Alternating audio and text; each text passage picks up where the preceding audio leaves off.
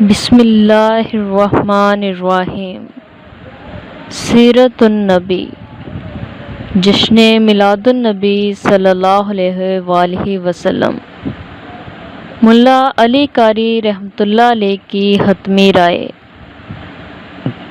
قرآن مجید کی آیت مبارکہ لقد جاءکم رسول میں اس امر یعنی میلاد مصطفیٰ صلی اللہ علیہ وآلہ وسلم کی طرف توجہ دلائی گئی ہے اور حضور صلی اللہ علیہ وآلہ وسلم کے وقت ولادت کی تعظیم و تکریم کی طرف اشارہ کیا گیا ہے۔ فرمایا، بنا بری اس روز وہی اعمال بجا لانے چاہیے جن میں اللہ تعالیٰ کے شکر کی ادائیگی کا مفہوم پایا جائے، جیسا کہ اوپر مذکور ہے۔ یہاں تک سماع اور لہو وغیرہ کا تعلق ہے تو یہ کہنا مناسب ہے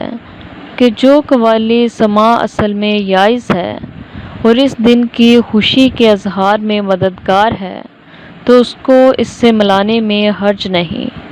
اور جو مکروہ و حرام ہے وہ منع ہے۔ یوں ہی جس کے جائز و ناجائز ہونے میں اختلاف ہو، بلکہ ہم تو اس مہینے کی تمام راتوں اور دنوں میں محفل میلاد کے انعقاد کو اچھا سمجھتے ہیں۔ اس بارے میں مصر و شام کے بہت بڑے قاضی ابن جماع کی تائید اس عمل کے بارے میں یوں ملتی ہے کہ جب وہ مدینہ منورہ میں تھے تو حضور صلی اللہ علیہ وآلہ وسلم کے میلاد کا کھانا تیار کراتے، لوگوں کو کھلاتے اور فرماتے، اگر مجھے اس سے زیادہ استطاعت ہو تو میں پورا مہینہ ہر روز یوں ہی ملوث شریف کی محفل منعقد کرتا رہوں۔ میں ملا علی قاری کہتا ہوں، جب میں خود ایسی ضیافت کا اہتمام نہ کر سکا تو یہ اوراق لکھنے بیٹھ گیا تاکہ یہ ایسے معنوی نوری ضیافت ہو جائے جو صحیفہ کائنات پر رہتی دنیا تک باقی رہے،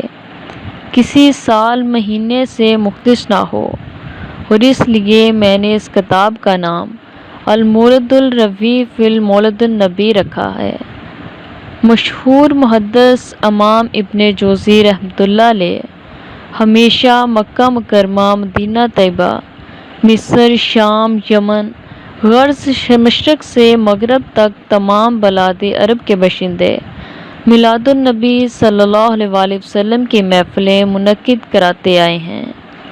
جب ربیع الاول کا چاند دیکھتے ہیں تو ان کی خوشی کی انتہا نہیں رہتی، چنانچہ ذکر میلاد پڑھے اور سننے کا خصوصی اہتمام کرتے ہیں اور بے پناہ اجر و کامیابی حاصل کرتے ہیں۔ امام نووی کے شیخ امام ابو شامہ رحمۃ اللہ علیہ شہر اربل کو خدا تعالیٰ حفظ و امان عطا کرے، اس بابرکت شہر میں ہر سال میلاد النبی صلی اللہ علیہ وآلہ وسلم کے موقع پر اظہار فرحت و سرور کے لیے صدقات و خیرات کے دروازے کھول دیے جاتے ہیں، نیک کام کیے جاتے ہیں، صاف ستھرے لباس پہنے جاتے ہیں۔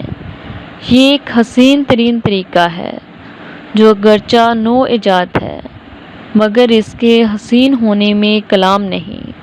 کیونکہ اس سے جہاں ایک طرف غربا و مسکین کا بھلا ہوتا ہے، وہاں اس سے حضور نبی کریم صلی اللہ علیہ وآلہ وسلم کی ذات گرامی کے ساتھ محبت کا پہلو بھی نکلتا ہے، اور پتہ چلتا ہے کہ اظہار شادمانی کرنے والے کے دل میں اپنے نبی کی بے حد تعظیم پائی جاتی ہے اور ان کی جلالت و عظمت کا تصور موجود ہے، گویا وہ اپنے رب کا شکر ادا کر رہا ہے کہ اس نے بے پایاں رحمت عطا فرمائی اور وہ محبوب ان کو دیا جو تمام جہانوں کے لیے رحمت مجسم ہے۔ شکریہ۔